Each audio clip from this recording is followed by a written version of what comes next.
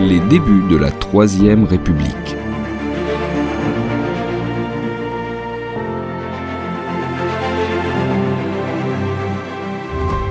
Bonjour à tous. Quand la Troisième République est proclamée en 1870, elle accumule les obstacles et les difficultés. La France est en guerre contre la Prusse et elle vient de subir une défaite écrasante après la prise de Sedan. Mais surtout, les républicains qui viennent d'arriver au pouvoir sont en fait très minoritaires. Oui, aux élections de 1871, ils ne représentent qu'un tiers seulement des députés élus. La jeune République est donc fragile et constamment remise en cause. Et pourtant, 30 ans plus tard, au tournant du siècle, ce sont désormais les monarchistes qui sont totalement marginalisés. La République s'est installée et a survécu à sa naissance difficile. Et donc, comment la Troisième République parvient-elle à s'enraciner et à enraciner le modèle républicain ? La Troisième République connaît donc une naissance difficile. Rappelons pour commencer que depuis 1870, la France est en guerre, avec la Prusse, elle-même alliée à des États allemands. Le 2 septembre, l'armée française est battue à Sedan. Napoléon III, qui était venu lui-même commander les troupes, est fait prisonnier. Il envoie un télégramme qu'il annonce à son épouse, Eugénie, qui était chargée de la régence à Paris. Et après que la teneur du télégramme ait été connue, des émeutes éclatent dans la capitale. L'impératrice Eugénie laisse faire. Elle ne souhaite pas faire verser le sang des Parisiens, et pour être tout à fait honnête, elle n'en a pas vraiment les moyens. Le peuple envahit la Chambre des députés et se rassemble, place de l'Hôtel de Ville. On a l'impression de revivre les événements de 1848, lors de la Deuxième République. Et suivant le mouvement populaire, les députés de l'opposition républicaine, Léon Gambetta en tête, ou encore Jules Ferry, proclament à Paris la Troisième République le 4 septembre 1870. La France reste en guerre, cependant, et le nouveau gouvernement entend bien la gagner. Mais c'est totalement illusoire, tant le pays est désorganisé et l'armée prussienne supérieure. Un armistice est donc signé en janvier 1871 et l'Allemagne inflige à la France une défaite humiliante. Elle obtient 5 milliards de francs et surtout elle annexe l'Alsace et la Moselle, c'est-à-dire une partie de la Lorraine.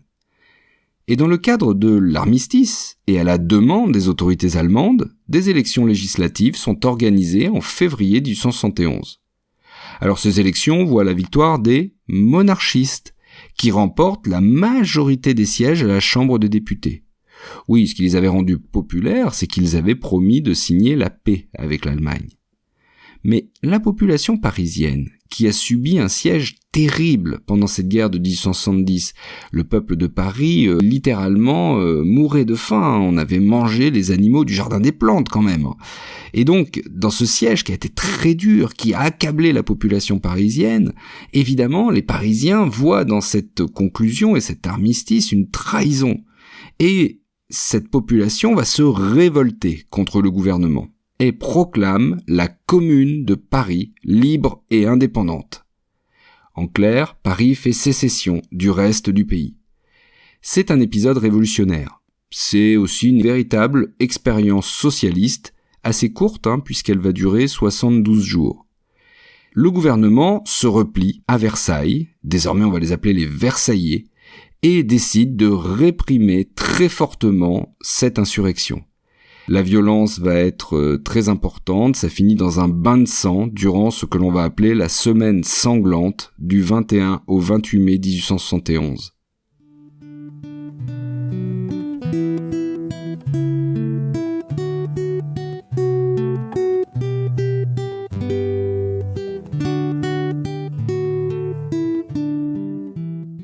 Les conservateurs au pouvoir préparent donc maintenant une restauration de la monarchie.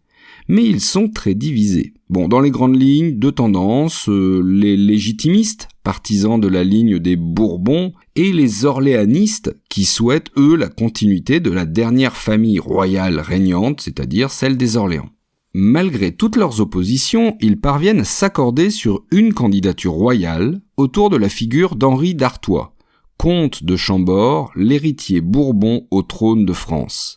Mais ce n'est pas le meilleur choix. Celui-ci est totalement intransigeant. Il va se bloquer sur la question du drapeau. Oui, il veut absolument un drapeau blanc, le drapeau royal de l'Ancien Régime. Et le comte de Chambord a un caractère fort. Bref, faute de mieux, les députés qui sont, il faut le rappeler, majoritairement monarchistes, choisissent Adolphe Thiers comme président de la République. Alors Thiers, c'est un républicain, mais c'est surtout un conservateur. Il était à la tête du gouvernement qui a écrasé la Commune. Et aux yeux des monarchistes, il permet surtout d'occuper le poste le temps que le comte de Chambord change d'avis. En 1873, le moment semble enfin arriver. Il y a un consensus qui se dégage en faveur de la monarchie. Alors on remplace Thiers par le maréchal de Mac-Mahon, qui est lui ouvertement monarchiste. Mais de nouveau, le comte de Chambord refuse contre toute attente le drapeau tricolore. Bon, déçus et n'ayant pas d'autre solution, les députés prolongent le mandat de Mac-Mahon, qui devient président pour 7 ans. C'est l'origine du septennat. Alors une durée qui était jugée à l'époque très longue et qui était destinée à gagner du temps. En fait, attendre la mort du comte de Chambord afin de le remplacer par un héritier du trône qui soit plus conciliant. Mais pendant que les monarchistes piétinent, les républicains, eux, manœuvrent aussi de leur côté. Lors des élections, ils obtiennent de plus en plus de victoires. Et à l'Assemblée, ils orientent le vote des lois, notamment les lois constitutionnelles de 1875, qui définissent le fonctionnement du régime. Un régime que les monarchistes avaient imaginé le plus provisoire possible. Or, le 30 janvier 1875, un député républicain nommé Wallon fait voter un amendement. Cet amendement précise que, je cite, « Le président de la République est élu par le Sénat et la Chambre ». Ça paraît peu de choses, mais le nom du régime, qu'on évitait de nommer depuis que les monarchistes avaient emporté les élections, apparaît noir sur blanc. C'est une république, avec un président élu, au cas où on en douterait. Quant au reste des lois constitutionnelles, elles précisent le fonctionnement de cette république. On a un parlement, constitué de la Chambre des députés et du Sénat, qui dispose du pouvoir législatif, et on a un président du Conseil, chef du gouvernement, qui lui a l'essentiel du pouvoir exécutif. Mais il est responsable devant le Parlement et peut être destitué par lui. En clair, le Parlement devient le centre de la vie politique. C'est donc un système parlementaire. En 1879, Mac-Mahon, déçu de tous les progrès républicains, démissionne. Et il est remplacé par Jules Grévy, un républicain modéré. Ça y est, c'est réglé. Cette même année 1879, les républicains sont enfin majoritaires aux élections. Et c'est le début de l'installation d'une république démocratique. À la fin du siècle, plusieurs lois inspirées des principes de la Révolution française vont ainsi garantir les libertés fondamentales. La loi sur la liberté de la presse de 1881, qui est toujours en vigueur d'ailleurs, elle garantit la liberté d'expression, les journaux deviennent un contre-pouvoir. La loi sur la liberté de réunion, la même année. En 1884, la loi qui autorise les syndicats. Enfin, la loi sur la liberté d'association en 1901, elle aussi toujours en vigueur, la fameuse loi de 1901, permet la naissance des partis politiques modernes. Toutes ces lois libérales marquent l'esprit de la Troisième République. Elles visent à donner des libertés à la société, tout en ancrant la culture républicaine dans les mentalités. C'est la républicanisation des esprits qui est en marche.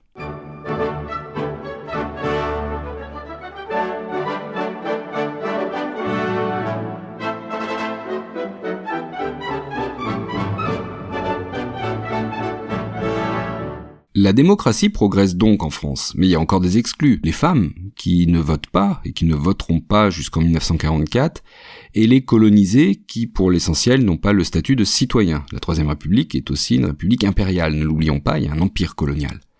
Alors une démocratisation donc, mais dans une démocratie, les citoyens doivent voter en conscience, et donc ils doivent être instruits. La Troisième République se donne donc un projet éducatif très ambitieux. Ça va être les lois de Jules Ferry de 1881 et 1882.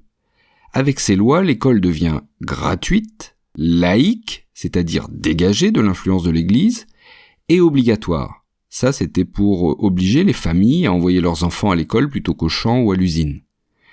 L'école devient surtout un instrument au service de la République, en diffusant une morale et des valeurs républicaines. Et la Troisième République ne s'en cache pas. Comme l'écrit Ferdinand Buisson, directeur de l'enseignement primaire de 1879 à 1896 et l'un des auteurs des lois Jules Ferry, je cite, « Le premier devoir d'une république est de faire des républicains ». Il y a donc toute une propagande républicaine par l'école, par le biais d'instituteurs absolument convaincus de cette mission.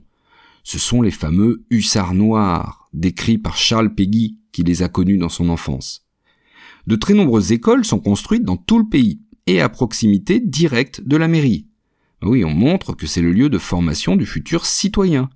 Ça se voit encore très largement en France, dans les petites villes et campagnes. Cette école communale devient le lieu d'apprentissage de la culture républicaine pour tous les enfants de 6 à 13 ans. Elle les prépare à être de futurs citoyens. Les programmes et les manuels scolaires, comme le Tour de France par 2 enfants, montrent la beauté des régions et des terroirs.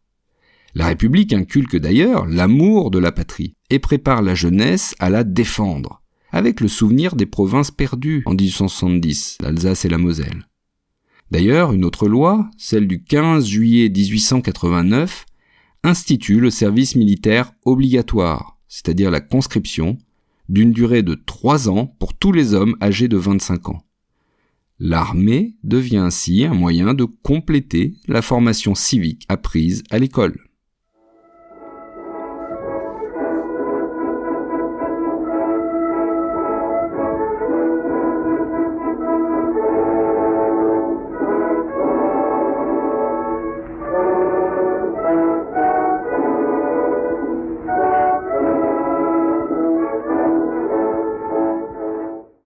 Enfin, pour construire une culture républicaine qui soit la même pour tous les Français et façonner une conscience collective, des symboles sont adoptés.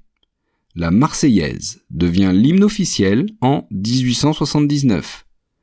Pour inscrire la continuité avec la Révolution française, le 14 juillet est décrété fête nationale en 1880.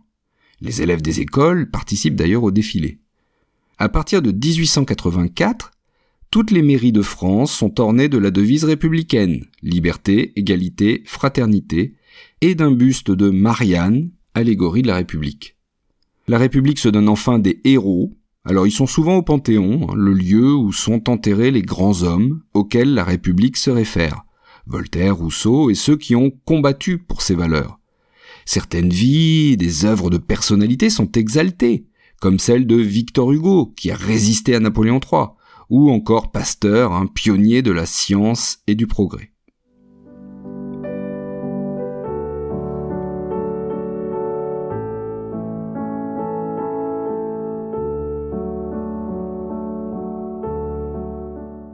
Cette républicanisation des esprits est une totale réussite.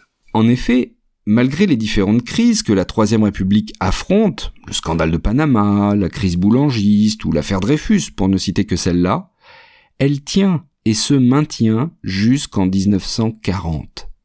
Cette Troisième République est jusqu'à présent le régime républicain le plus long que nous ayons connu, 70 ans d'existence.